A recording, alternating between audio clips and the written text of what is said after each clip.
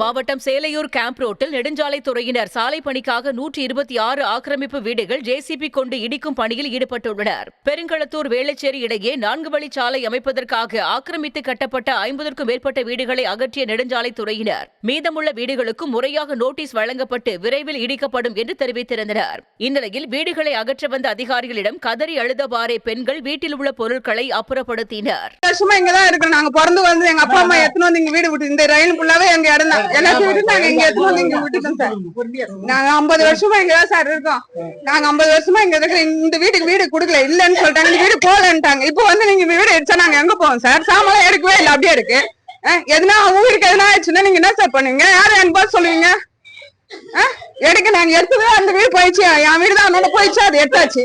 இது எடுக்காத வீட்டை வந்து நீங்க இடிச்சீங்கன்னா எங்க போவோம்? அவங்க மாடு வச்சுன்னு படிச்சுன்னு இருக்கிறாங்க. எங்க போவாங்க எல்லாரும்? அவருக்கு கல்யாணம் பண்ணி தனியா இருக்கிறான். நாங்க எங்க போய் நிப்போம்? நடுத்தல போய் நிப்பாவா? அந்த மாடு மாடு வச்சுதான் அவங்க போலீஸ் இருக்கிறாங்க. அதை விட்டு இருந்தா நாங்க இன்னும் எங்க ரோட்ல போய் நிக்க முடியும்? எல்லாத்தையும் எப்படி வாசல்ல போட்டு வச்சிருக்கீங்க?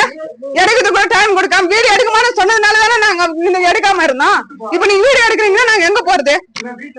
இப்ப அவளுக்கு எதனா ஒண்ணு ஆயிட்டா என்ன பண்ணுங்க? யாரு பார்த்து சொல்லுவீங்க? நீங்க கவர்மெண்ட் எங்களுக்கு திருப்பி உயிர் கொடுக்குமா அவளுக்கு? எல்லாமே இந்த மாதிரி பண்ணா எல்லாம் வந்து அராஜகம் பண்ணீங்கன்னா எப்படி?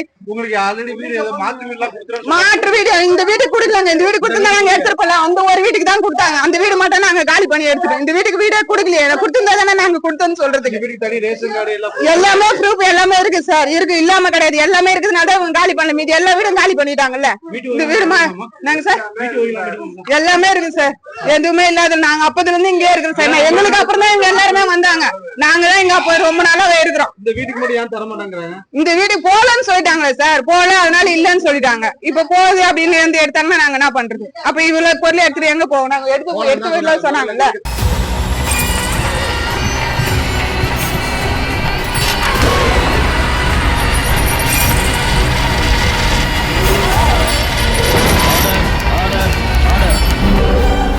குற்றங்களின் மறுபரிமாணம் நிகழ்தகவு நமது நியூஸ் தமிழ் தொலைக்காட்சியில் விரைவில்.